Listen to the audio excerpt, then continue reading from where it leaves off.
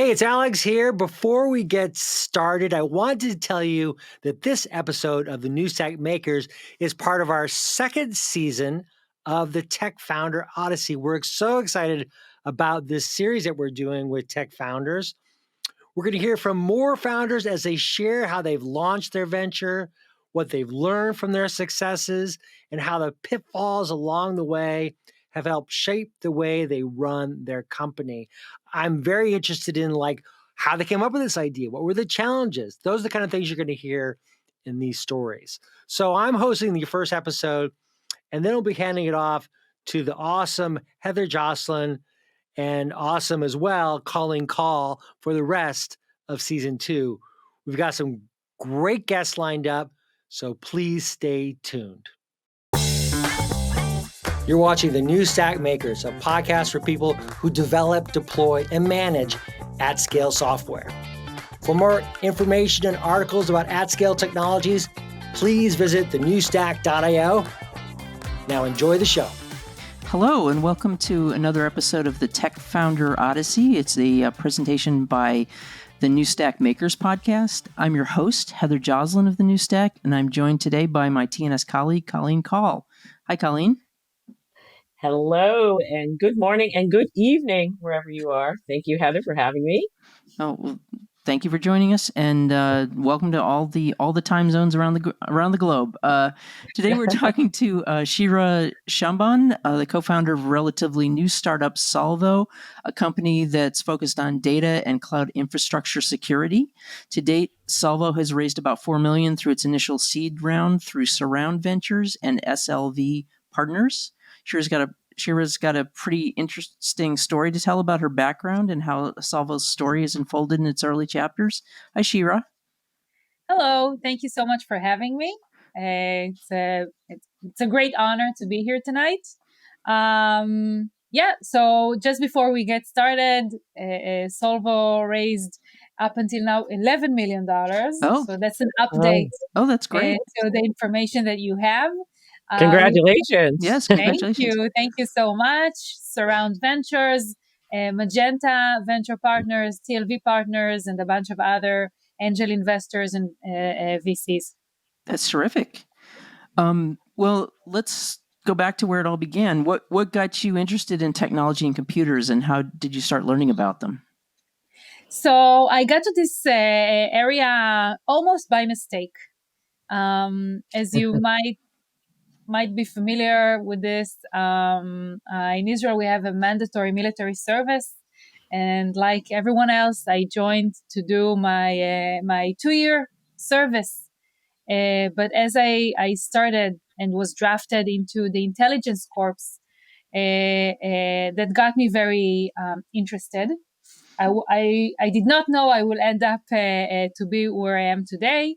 I thought it's just an episode. My dream was to be a doctor. Oh.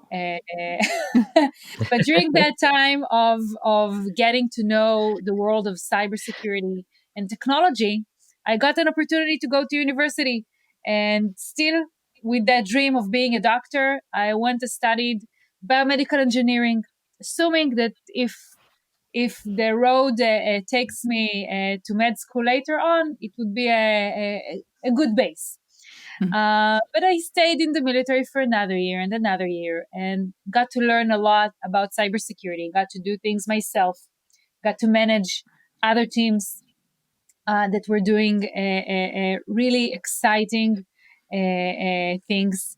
And this is how I got into technology, almost by accident. I was a geek in school, but not a computer geek. Uh-huh. So that kind of helped me not to be intimidated by technology, to learn that I can learn anything I want by myself. Mm-hmm.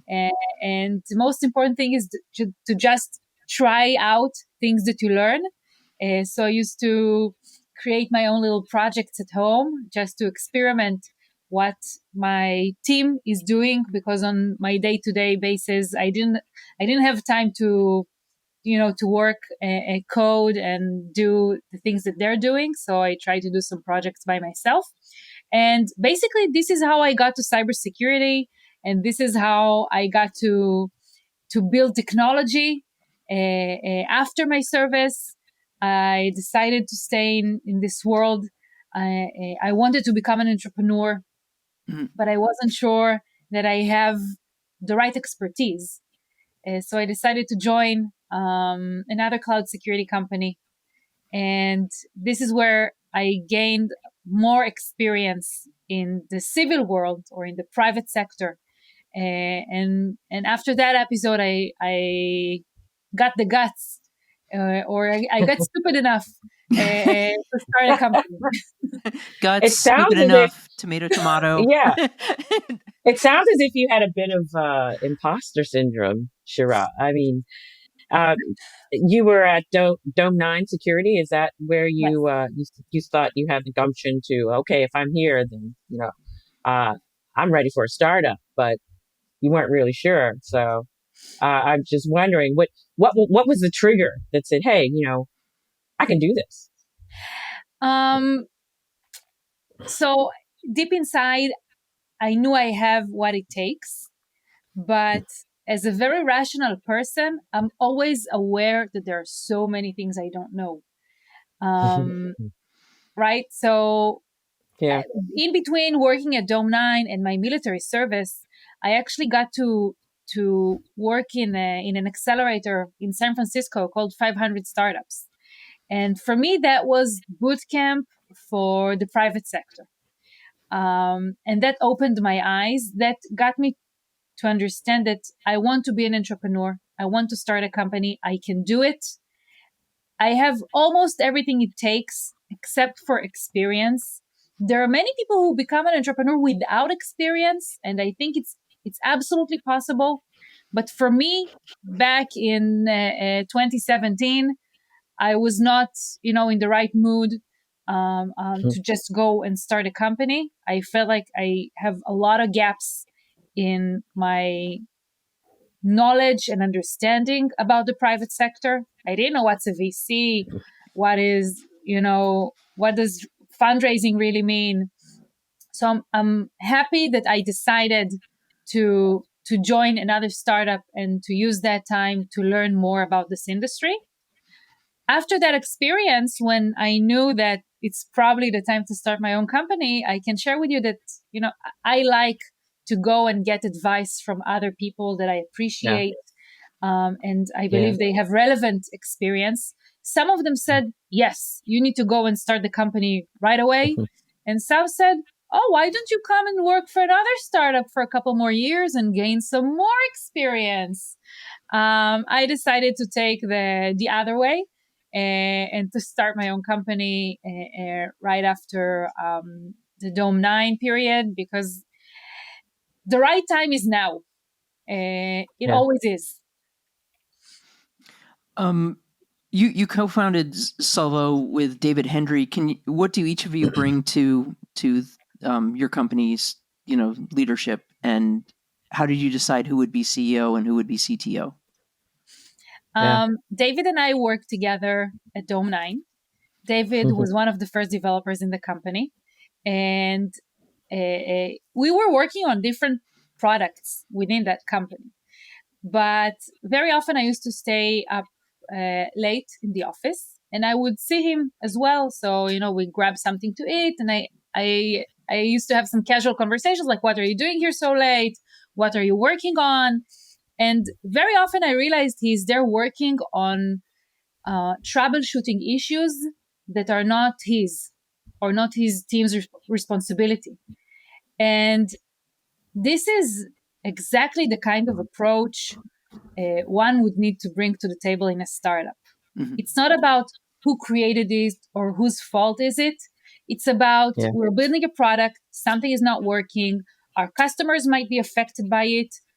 We need to fix it. I don't care whose fault is it. We will figure out, we will do a post-mortem tomorrow. But right now, we need to fix this issue.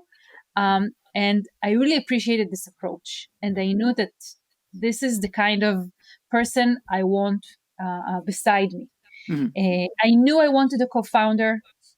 It's not always like that. Not everyone wants a co-founder, and that's fine. Some people want to have more than one co-founder. That's also fine, but that creates a different kind of complexity. I knew I wanted someone with deeper technical skills, someone who could lead the development of the product or products. And I was very happy that David felt the same. Um, it didn't take us long to understand that this is the right match and this is the right time. And before we decided to do it together, I had other conversations with other people, and when it's right, you just know that it's right. Mm-hmm. So you're starting a new company just as the global pandemic begins. Great, great timing. Great timing. Great timing. It's time of great uncertainty, and still kind of is in many ways. What were the biggest challenges, and were there any advantages to starting when you did? I think that the biggest, if I could call it an advantage, or the biggest positive implication of the pandemic was that people adapted quickly to Zoom meetings, to virtual meetings.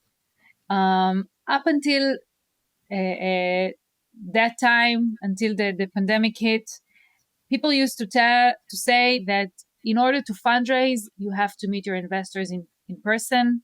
They need to know you. You need to travel back and forth to the US or to wherever the investors are. They need to see you. They need to meet with you. And all of us adapted. We started meeting over Zoom.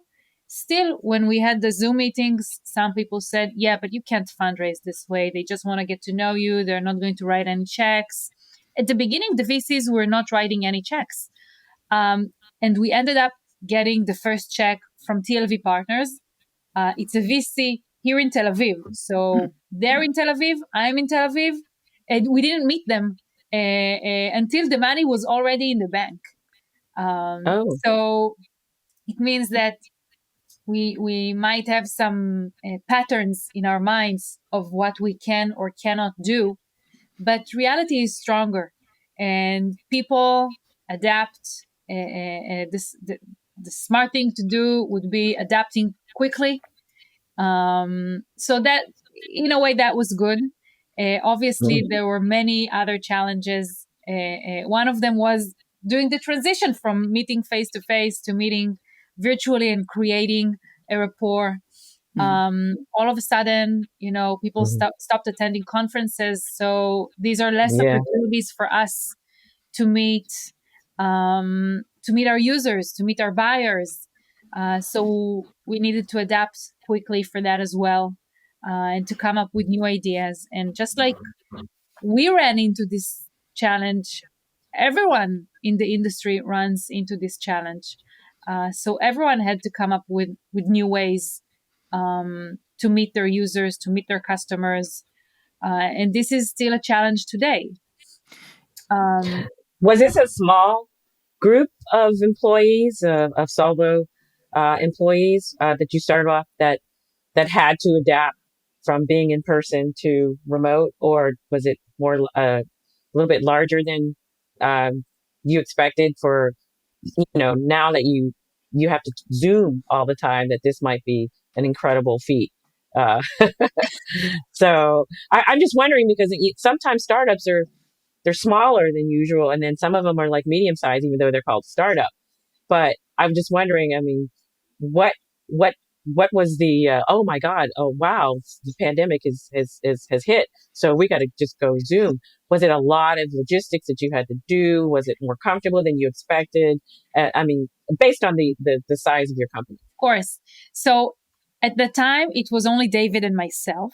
He and I would meet in person. Like we were in a program called AWS Builder Space. It's a program for startups by Amazon Web Services. They gave an office space for a bunch of young startups like ourselves.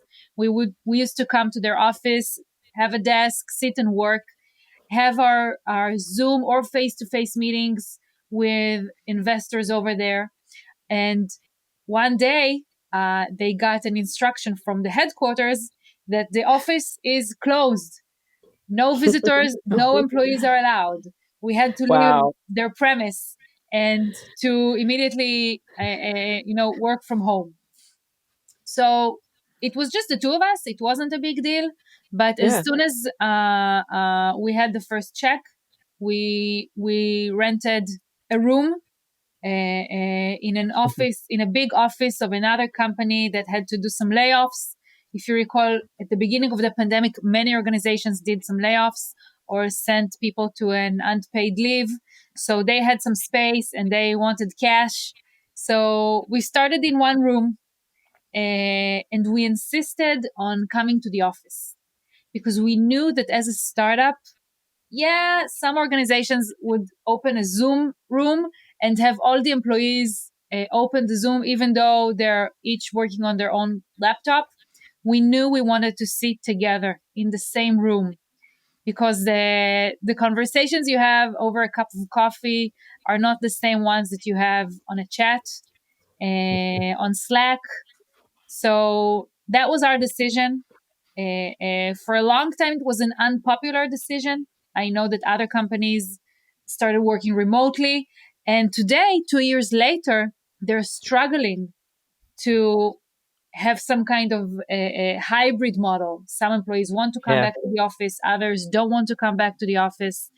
And I don't judge. There are, different models for different companies. There are some companies that from day one worked remotely, but for us, we really like the atmosphere. We like working together. We like having lunch together. Hmm. And this is also the company DNA that we built. We brought in people who like to be together, who want to have a chat, who want to go grab a beer after work. So this is So, what we built here. are you hybrid, or are you just? I mean, do you allow the opportunity to Zoom and come in? I'm just trying to get Today we that take work, from you. the team in Israel, in Tel Aviv, is working from the Solvo office, except for one day a week, which is Tuesday, and they get to choose if they want to come to the office or work from home. And I would say it's 50-50. Half of the people want to come to the office, the other half wants to work from home, and that's fine. And obviously, we're human beings, and if someone needs to work from home, it's okay. We're very flexible, but generally speaking, we work 4 days a week from the office. One day a week is up to you to decide. How many employees do you have now? We have 20 employees in Tel Oh. Aviv and in the US. So in the US, we were not very strict about geography because we don't have an office. So we have employees working remotely. I was wondering if your culture is focused on the office, and at least in Tel Aviv anyway. I mean, do you foresee that as being a problem with recruiting going forward? Or In Tel Aviv, I don't think it's a problem anymore. Um, I think that people now, some of them are reluctant and wish to work from home. And that's absolutely fine. There are others who are happy to come to the office. They're happy to use public transportation to do so. To make a better use of their time. They can work. They can talk on the phone. They can do other things on their commute. So I don't think this is not the challenge today. Mhm. Anyway, the work from office. I think that there are other challenges today because if you think about it, this today it's February 2023. 1 year ago, you couldn't hire a recruiter, not to mention a developer. And today, the situation shifted and there are many layoffs. Unfortunately, many people are looking for jobs as developers, as engineers, as DevOps engineers. So that shifted, and now the challenge is always to find the good and talented, and also the right fit. Someone can be a remarkable engineer, but not the right fit for the company. So that remains a challenge. It's not super easy. It's not super quick, but today you have more people looking for new opportunities. That's interesting that you brought that up, because that was a question of mine with these layoffs happening, and what your perspective or any insights that you might have, or even a message to a lot of folks, maybe some of your colleagues that were affected by this. So it's an uncomfortable situation. Whenever I hear about a company doing layoffs in our industry, not in our industry, and even if it's a direct competitor, I feel bad. I feel bad because I think about the CEO who had to make that decision, Yes. and it makes me feel bad. I mean, I can only imagine what they're going through. It's never an easy situation, and it's always a hard decision to make. And you always think about the people. Like each and every one of them has a story. They have a family. They have to go and look for a new place to work at. It's uncomfortable. So I really feel for them. I also feel for the employees, but regarding to them, they also have the responsibility for their own careers. And we should remember that these things happen. You have some good days and you have some bad days. You have responsibility to manage your career, and to make sure you are routed in the right path for you.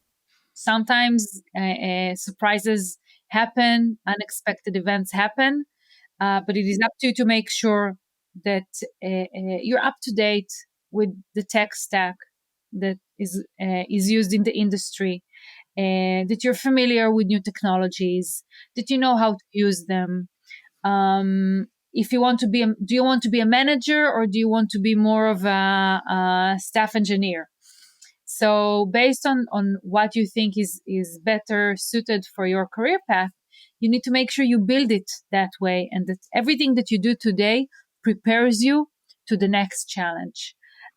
If you worked in the same place for 5 years and didn't make sure you're familiar with new technologies and new challenges in your industry, then you need to wake up and you need to take good care of yourself and take responsibility and ownership on your career, because you never know when it's going to hit. I think also too, this generation of people in tech, the younger generation people in tech, haven't been through this before. It's all been boom times, you know. So good advice there. How do you have you been able to establish? You mentioned asking people to be in the office. How do you establish an organizational culture in a new organization? How have you been able to do that? It's a great question. David and I knew what kind of organization we wanted to create, but we don't always know how to create it. I think that many people think they might be good managers, but they have a lot to learn. And as I was saying before, I'm always thinking about everything that I don't know, and I like to talk to people who know better than me. I think that this is probably one of the most important things for a CEO or for a manager, to understand that you don't know everything, but you need to find the people who know better than you. Mm-hmm. And this is why Great advice. David and I worked with an organizational psychologist from day one. And she's been helping in the last 2.5 years with helping us to define what is company culture and how to implement it, or how to build the DNA to be what David and I wanted for this organization to be. She helped us with every hiring in the company. And I know that some people were surprised, some are a junior developer meeting this kind of HR executive in their hiring process. Many people are very surprised. They did not expect for this to happen. They're very surprised at the kind of conversation they're having with her. Because as I was saying before, it's not only about your technical expertise, it's also about what kind of person you are. Sometimes we found very professional people that we didn't think would make a good fit to the culture that we want to build. So we did not hire them. And in the boom times when, it was really hard to hire engineers, these were tough decisions. But we had to make them because we knew that building a culture is easier in a way than fixing a culture. Mhm. That's good. Yeah, that's true. That's good. And I mean, that's one thing a startup gives you is a chance to start, to build a culture from scratch. Yeah. Something we try to ask all the CEOs we interview, have you been able to achieve work-life balance? And if so, how? So in No. some days, yes, and some days, no. Obviously, Yeah. as an entrepreneur, I want to say you pay the price, but in a way, it's a price you're happy to pay. When you pay a price that you were prepared to pay, and that mentally you knew was going to happen, then it is not as painful compared to when it's a surprise. Mhm. So, I mean, yes, you pay a price. I stay late in the office. Sometimes I work on weekends. I have to travel a lot. This is all true, but I know I chose it. I know what I was getting into. And I know that even in the toughest days, I'm excited about this challenge. Mhm. So it is hard, but it is also very rewarding for me. I love what I do. I have a lot of passion for this, and this is why, yeah, when I pay a price, I don't look at it this way. I know that this is part of what I chose. I own this. Having said that, one of the most important things that helped me in this journey, and this is also something I think everyone can take to their own personal life, is find one thing that keeps you mentally healthy. And for me, that was sports. Mm. Yep. I there are some times when my mind is so occupied with fundraising, customers, problems in the office, occupied with everything. I can't mute those thoughts. But when I go and play tennis, Mhm. I can't think about those things. So all of a sudden, I have 60 minutes of silence. And when I finish, the workout, things look a little different. Mhm. I'm more relaxed. So during those busy times, I actually try to play more tennis than usual, just because I know that these are extremely valuable 60 minutes for my mental health. And I invite everyone to find that one thing they can do. You can jog, you can swim, you can play tennis, you can play with me. Just find that thing that gives you that peace of mind for 60 minutes. Good advice. That's Colleen, did you have yeah. a final question? No, well, I did. I noticed during our research, you had mentioned. Well, you have on your Twitter profile. Um, it's good morning is not a greeting; it's a decision. And that, I don't know, I felt that for some reason. Would you like to provide some insight or perspective on as to why you have that posted in your profile? Is that a message to Yeah. some folks? I like to take ownership on my life. When shit hits the fan and they hit the fan, I don't sit and ask myself, oh, whose fault is it? It's not my fault, it's someone else's.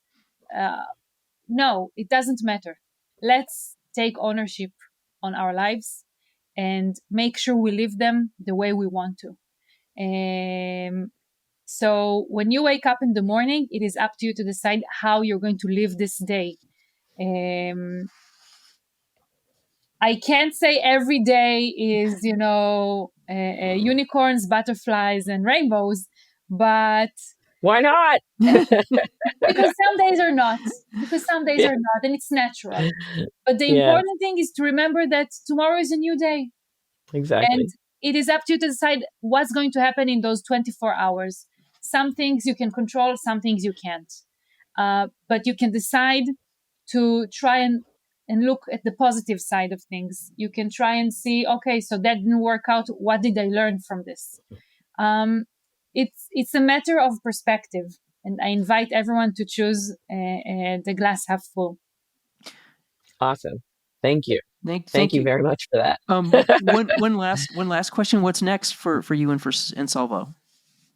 So what Solvo brought to the table, and I think this is our differentiator, we brought an approach of automation and auto-remediation.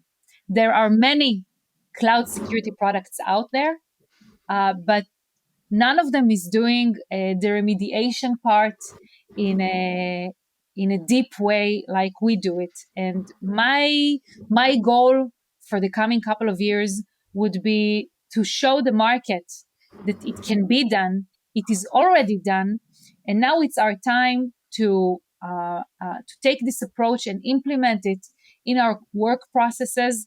When I talk to CISOs, the number one problem they talk to me about is not the cloud, it's not third party, it's the lack of more security professionals. Mm-hmm. This is their number one problem. Yeah. I cannot produce more security engineers for you, but I can help you save the existing ones time and make sure they make the most out of it. So this is the approach that we bring to the table. And now we're going to take over the world. That's it. World domination. That's settled. That's right. and with that, we'll wrap up this edition of the Tech Founder Odyssey. Colleen Call and I would like to thank our guest, Shira Shamban of Solvo, for joining us. Thank you very much, Thank Shira. you so much for having me. It was a pleasure. It was our pleasure as well. And I'm Heather Joslin for the New Stack. We'll see you next time. If you like this video, please give us a thumbs up. And if you'd like to see more videos like this, you can always subscribe to our YouTube channel. We're on all the major social media platforms. You can always find us at thenewstack.io. We hope to see you soon.